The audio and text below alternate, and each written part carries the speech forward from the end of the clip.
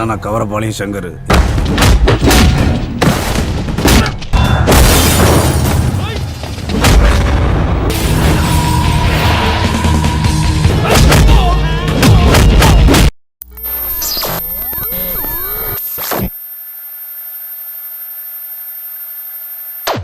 Seorang artis wanita bernama Laksmi sedang diganggu oleh sekelompok preman yang dipimpin oleh Rohit. Rohit berniat untuk melecehkan Laksmi. Laksmi yang tak ingin dirinya dilecehkan berlari untuk menyelamatkan diri dari kejaran Rohit CS. Laksmi berlari hingga masuk ke dalam sebuah stadion kriket. Seorang pemuda baik hati bernama Raffi sedang berdiri di sana. Raffi muak melihat kelakuan Rohit CS yang terus berusaha untuk melecehkan Laksmi. Raffi lalu menghajar semua anak buah Rohit dengan begitu mudah. Raffi berhasil mengalahkan mereka dan menyelamatkan Laksmi. Raffi adalah seorang pegawai penagih hutang bank yang ada di Banglor. Kesehariannya selalu disibukkan untuk menagih hutang para nasabah bank. Raffi tinggal berdua bersama sang ayah yang bernama Mohan Roa. Ayah Raffi yaitu Mohan sangat ingin agar Raffi segera mempersunting seorang wanita yang sangat cantik. Namun Raffi belum bisa memenuhi permintaan sang ayah tersebut. Suatu hari Raffi mendapat kabar tentang Sinu, temannya yang sedang dirawat karena gagal bunuh diri. Sinu menceritakan kejadian yang sebenarnya, bahwa semua ini gara-gara seorang gadis matre bernama Seruti. Seruti telah menipu banyak laki-laki termasuk Sinu. Target dari Seruti adalah laki-laki culun dan juga lugu. Dia mendekati mereka hanya untuk memanfaatkan uang mereka dan mengurasi hingga habis. Raffi sangat kesal dengan gadis bernama Seruti itu. Dia berniat untuk membalas semua perbuatan Seruti. Tak lama kemudian Raffi telah sampai di kafe tempat Seruti dan pamannya sering mencari mangsa. Raffi menyamar sebagai seorang pria culun dan lugu. Seruti sangat gembira melihat makanan empuk datang di hadapannya. Dia mulai bersandiwara seolah-olah jatuh cinta kepada Raffi. Raffi mengikuti alur sandiwara Seruti. Raffi justru mendominasi sandiwara itu. Dia terus mendekati Seruti dan membuatnya risih. Raffi bertindak seolah-olah dia cinta mati kepada Seruti. Di mana ada Seruti, di situ ada Raffi. Bahkan saat di rumah pun Raffi kadang-kadang mendatangi rumah Seruti. Saat Raffi pulang ke rumahnya, ayahnya lagi-lagi kembali meminta Raffi untuk segera menikah. Namun Raffi selalu beralasan bahwa dia masih belum memiliki tambatan hati hingga pada saat ini. Ayah yang terus saja mendengar kata-kata itu lama-kelamaan menjadi muak dan kesal. Mohan lalu mengancam Raffi jika dalam kurun waktu 1 minggu Raffi belum juga menikah dengan seorang wanita, maka dirinya akan memaksa Raffi untuk menikahkan dengan wanita pilihan sang ayah tercintanya. Di sisi lain, paman Seruti menyarankan kepada Seruti untuk menikah dengan Raffi. Dia mengatakan bahwa mungkin jika kamu meminta Raffi untuk segera menikahimu, dia akan segera pergi menjauh dari sini. Ujar pamannya. Seruti masih menimbang keputusan itu, tapi Raffi tiba-tiba datang dan langsung mengajak Seruti untuk menikah dengannya. Seruti tentu syok mendengar hal tersebut. Di dalam lubuk hati Raffi, dia hanya ingin membuat Seruti semakin tersiksa dengan gangguannya. Tapi Seruti dan pamannya tak berpikir seperti itu. Mereka mengira bahwa Raffi benar-benar mencintai Seruti. Baru saja Raffi pergi dari sana, orang tua Seruti telah kembali ke rumahnya. Dia membawa sebuah kabar gembira, Seruti akan menikah 10 hari lagi. Seruti terjebak dalam kondisi itu. Di satu sisi, Raffi sedang melamar dirinya dan di sisi lain ayahnya sudah menyiapkan seorang calon suami bagi dirinya. Seruti dan pamannya lalu pergi ke rumah Raffi untuk menemui Mohan, ayahnya Raffi. Seruti menjelaskan bahwa dirinya dan Raffi adalah sepasang kekasih yang saling mencintai. Namun Raffi malah melamar dirinya tanpa sepengetahuan dari keluarganya, ujar Seruti kepada Mohan. Seruti berharap dengan alasan itu, Mohan Roa akan marah kepada Raffi dan meminta agar Raffi membatalkan lamarannya. Namun pada kenyataannya, Mohan Roa justru sangat bahagia. Semua tetangga langsung diundangnya. Acara syukuran digelar saat itu juga. Mendengar kabar Raffi akan menikah adalah kado terindah bagi Mohan Roa. Dia mengira Raffi melakukan hal itu karena desakan darinya. Kini buah si malakama yang menghampiri keduanya. Keduanya terjebak di dalam sandiwaranya masing-masing. Di malam harinya mereka janji untuk bertemu di sebuah bar. Rencananya sih mereka akan saling terbuka dan berbicara jujur tentang semua sandiwara itu. Namun yang terjadi, Raffi, mereka hanya bisa saling isin-isinan. Tak lama kemudian seorang ketua preman mulai menyadari bahwa pria isin itu adalah Raffi. Dia yakin bahwa Raffi yang ia lihat saat ini adalah orang yang dulu pernah menghajar mereka saat ingin melecehkan seorang artis. Ketua preman itu melaporkan temuannya kepada bosnya yang bernama Rohim. Rohit lalu menantang mereka semua. Bagi siapa yang bisa mengganggu dan mencium kekasihnya Raffi itu, maka aku akan memberikannya sejumlah uang sebagai imbalannya. Tak lama kemudian Seruti pamit untuk ke WC sebentar. Momen itu tentu saja dimanfaatkan oleh semua preman. Mereka berusaha untuk meraih Seruti. Tapi Raffi datang di waktu yang tepat. Dia langsung menghajar dan mengalahkan mereka semua. Raffi kembali melibas mereka untuk yang kedua kalinya. Aksi Raffi yang memukau itu membuat Seruti kagum. Kini di lubuk hatinya yang terdalam, perasaan cinta mulai tumbuh kepada Raffi. Mereka lalu pergi dari sana dan di saat yang bersamaan, Rohit tiba di bar tersebut. Rohit sangat terkejut ketika melihat gadis yang berada di samping Raffi adalah Seruti. Usut punya usut, ternyata Seruti adalah calon istrinya Rohit. Dan mereka akan menikah 10 hari lagi. Walaupun mereka sudah bertunangan dan akan menikah, mengapa Seruti malah kencan dengan pria lain? Itulah yang membuat Rohit jadi semakin murka. Keesokan harinya orang tua Rohit bertemu dengan orang tua Seruti. Mereka protes tentang kelakuan Seruti. Mereka mengatakan bahwa Rohit melihat Seruti yang sedang kencan bersama pria lain. Namun orang tua Seruti tak serta-merta mempercayai omongan mereka. Mereka yakin bahwa Seruti adalah anak yang baik dan tak melakukan hal tersebut. Di tengah obrolan itu tiba-tiba Mohan Rao, ayah Rohit, datang untuk menemui ayah Seruti. Mohan datang untuk membicarakan tentang kelanjutan cinta anak mereka. Bagaikan tersambar petir di siang bolong, itukah yang dirasakan oleh kedua orang tua Rohit dan Seruti. Mereka sangat terkejut mendengar hal itu. Ayah Seruti yang marah kemudian memanggil Seruti untuk menjelaskan semua ini. Seruti lalu menjelaskan bahwa aku sudah mencintai Raffi ayah. Aku sangat bahagia setiap kali berada di sisinya. Aku ingin menikah dengan Raffi. Tapi jika ayah menolaknya dan ingin aku menikah dengan Rohit, maka aku akan menuruti permintaan ayah dan menikah dengannya, ujar Seruti. Mohan juga terkejut mendengar penjelasan Seruti. Dia sama sekali tak mengira bahwa Seruti sudah dijodohkan. Dia meminta maaf kepada orang tua Rohit dan Seruti. Mohan lalu berjanji akan memperlakukan Seruti seperti darah dagingnya sendiri jika ayah Seruti menerima lamaran Raffi. Tapi jika lamaran itu ditolak, dia akan memastikan bahwa Raffi tidak akan mengganggu Seruti lagi. Itulah kata-kata Mohan sebelum pergi dari hadapan mereka. Sikap berbeda ditunjukkan oleh orang tua Rohit. Mereka marah karena merasa dikhianati dan dipermainkan. Bahkan kemarahan ayah Rohit itu membuatnya ingin sekali mematahkan kaki Seruti. Ayah Seruti memberontak dan membela putrinya. Tindakan terpuji ayah Raffi sudah memantapkan pilihannya. Dia yakin bahwa kebahagiaan Seruti pasti ada di tangan Raffi dan Mohan. Kini pertunangan antara Seruti dan Rohit resmi dibatalkan. Ibu Rohit sangat kecewa dengan keputusan, begitu pula dengan Rohit. Rohit menjadi sangat murka. Paman Rohit yang bernama Purna diminta turun tangan untuk menangani masalah ini.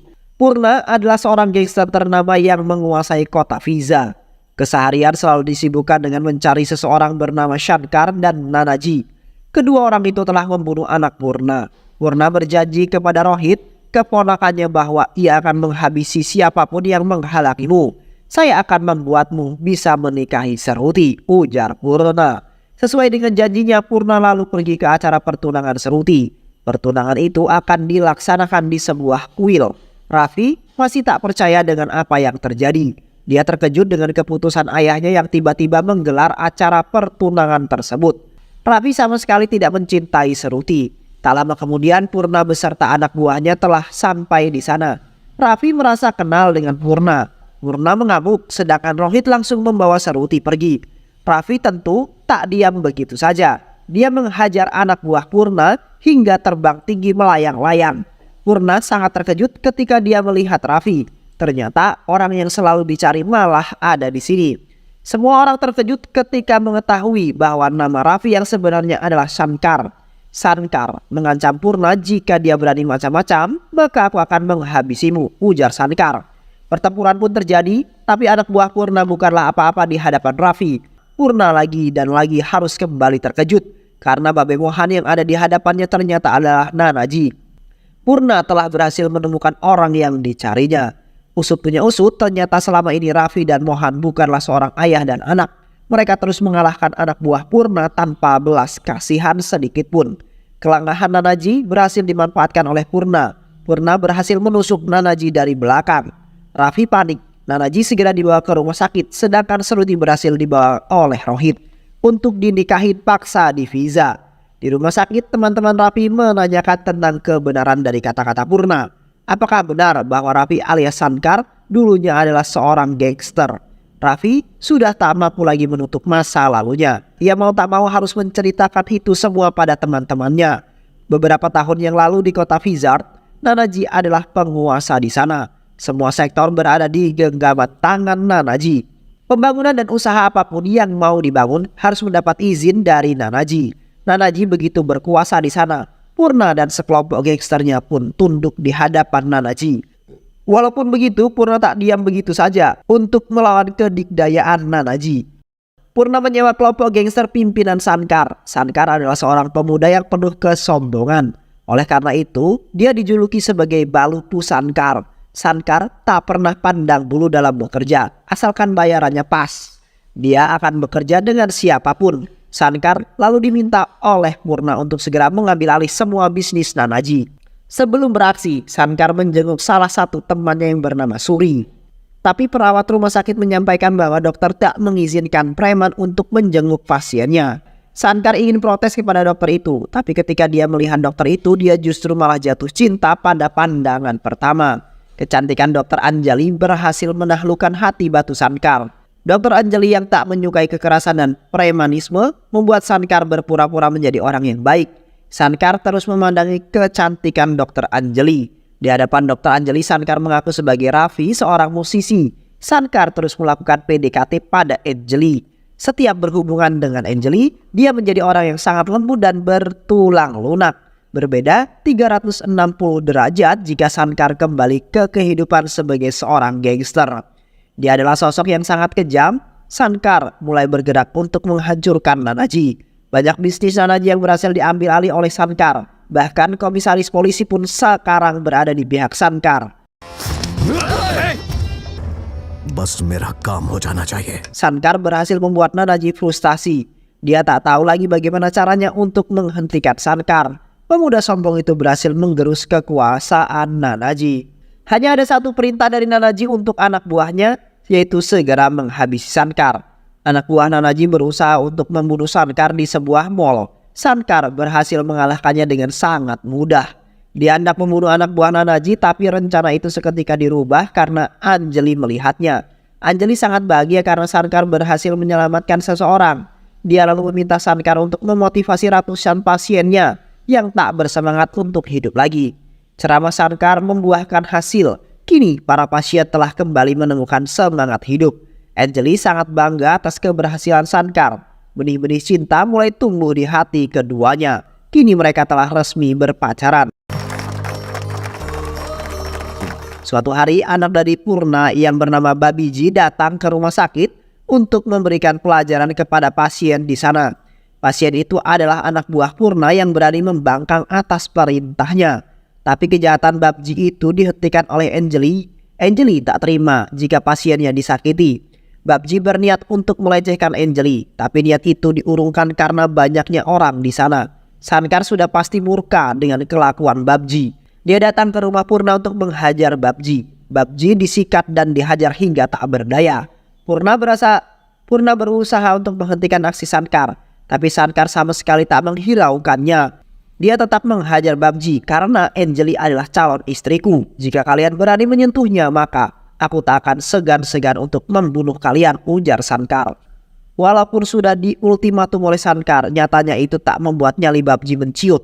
Dia berniat untuk membalas dendam. Babji datang ke rumah sakit dengan membawa air keras. Dia ingin menyiramkan air keras itu ke wajah Anjali. Babji terus berupaya untuk mendapatkan Anjali, namun tiba-tiba dirinya ditusuk pisau oleh Nanaji. Nanaji tak akan membiarkan putrinya dalam bahaya. Ya, ternyata Anjali adalah anak dari Nanaji. Kau memiliki urusan denganku, bukan dengan putriku. Kau boleh menghancurkan usahaku, bisnisku, tapi tidak dengan putriku. Jika sampai kau berani menyentuhnya sedikit saja, maka aku akan pastikan kau mati di tanganku. Kehidupan Anjali memang sangat bertolak belakang dari kehidupan sang ayah tercintanya. Anjali sangat membenci kekerasan, oleh karena itulah dia selalu meminta ayahnya untuk keluar dari kehidupan itu. Tapi ayahnya tak pernah mendengarkan Anjali. Anjali lalu pergi menemui Shankar. Dia sangat kecewa kepada Shankar karena telah membohongi dirinya. पहले तुम अकेले थे पर अब तो मैं हूं ना। Shankar menjelaskan bahwa sejak ia kecil, ia telah ditinggal oleh kedua orang tuanya. Aku hidup sendirian sebatang kara. Hanya dengan jalan inilah aku bisa terus bertahan hidup. Tapi kehadiran dirimu begitu berarti bagi hidupku. Kau mengajarkanku apa arti dari cinta, apa arti dari rasa sayang. Jika kau memang ingin aku keluar dari dunia itu, maka dengan senang hati aku akan meninggalkannya untukmu, ujar Shankar. Anjali terharu mendengar perkataan Shankar, namun sebuah masalah baru kini lahir menerpa Shankar. Purna tak terima dengan kematian Babji, putranya yang tewas di tangan Nanaji. Purna lalu meminta Shankar untuk segera menghabisi Nanaji.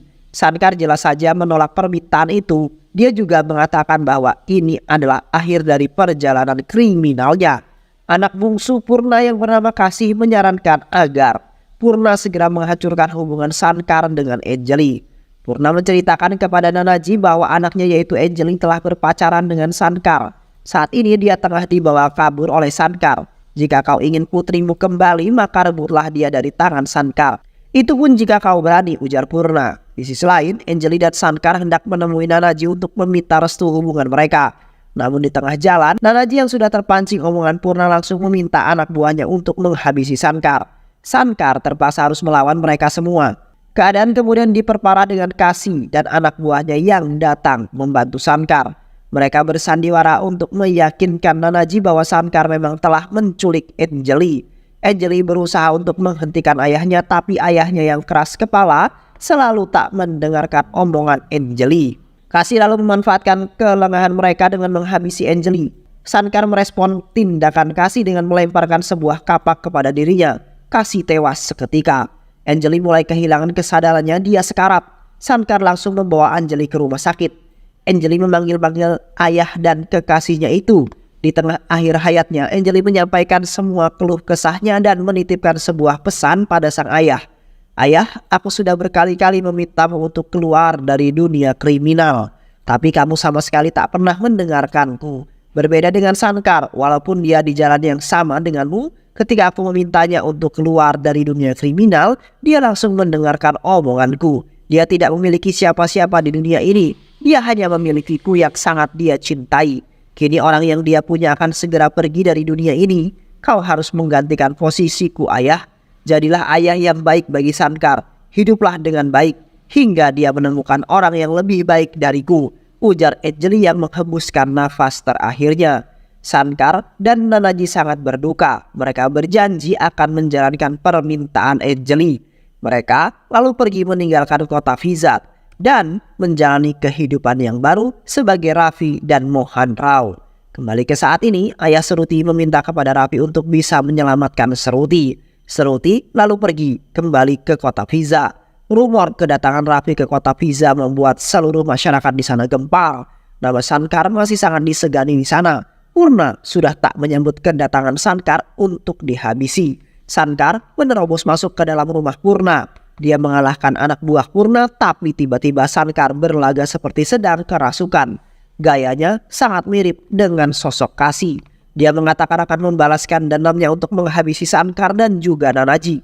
Semua orang di sana percaya dengan akting Shankar. Bahkan Purna mempersilahkan arwah Kasih untuk segera beristirahat. इस अमावस के चांद को निकालो। बंसी, बाबूजी। Shankar memanfaatkan kesempatan itu untuk memastikan keadaan Seruti. Shankar benar-benar berhasil membodohi mereka semua. Dia berhasil menculik Rohit diam-diam dan menyerahkannya pada Nanaji. Nanaji meminta Purna untuk ketemuan di sebuah pelabuhan. Jika dia menginginkan Rohit, maka Purna harus menukarnya dengan Seruti, ujar Nanaji. Mereka lalu sampai di tempat pertemuan. Nanaji datang bersama anak buah lamanya dan teman-teman Shankar saat masih aktif menjadi seorang gangster. Sedangkan Purna datang bersama seluruh anak buahnya. Pertukaran sandera pun dimulai. Sankar yang masih berpura-pura kerasukan arwah kasih membawa Shruti berjalan ke sisi Nanaji. Sankar dan juga Shruti sudah berada di sisi Nanaji. Begitu pula dengan Rohit yang sudah berada di sisi Purna. Rombongan Purna lalu berteriak meminta Sankar untuk segera menghabisi Nanaji. Namun bukannya membunuh Nanaji, Sankar justru malah menari. Dia mengolok-olok Purna CS karena telah dibohongi. Tiba-tiba semua mobil yang ada di belakang Sankar meledak. Kini giliran pihak Purna CS yang menari mengolok-olok Sankar. Kau pikir aku percaya dengan semua kebohongan itu, ha? Ujar Purna. Ternyata Purna telah mengetahui sandiwara itu sejak awal. Tapi dia sengaja membiarkannya untuk memancing kehadiran Nanaji. Kini Purna tak perlu repot-repot untuk mencari keberadaan Nanaji. Dia hanya perlu menghabisi mereka semua di Visa. Jiwa gangster yang ada di dalam diri Sankar kembali bangkit. Dia langsung menerjang dan melibas semua anak buah Sankar. Di hadapan Sankar, semua anak buah Purna hanyalah sebuah kerucu-kerucu belaka. Di sisi lain, Nanaji hanya menjadi penonton pertarungan Sankar. Dia hanya ingin membicarakan tentang pernikahan Shruti dengan Sankar. Purna tak mampu mengimbangi keberingasan Sankar. Sankar membuat Purna terlihat seperti pecundang. Mudah saja bagi Sankar untuk bisa menggorok leher Purna. Tapi ia enggan melakukannya. Dia meminta agar Purna berhenti dari dunia gangster dan bertaubat ke jalan yang lurus. Dan film pun selesai. Dunia ini dipenuhi dengan orang-orang yang baik. Jika kamu tidak dapat menemukannya, jadilah salah satu dari orang baik tersebut agar dunia ini tidak akan pernah kehabisan orang baik. Terima kasih sudah menyimak video-video LK21D5. Semoga sahabat semua terhibur dan sampai bertemu lagi di video-video berikutnya. Sehat selalu. Wassalamualaikum warahmatullahi wabarakatuh.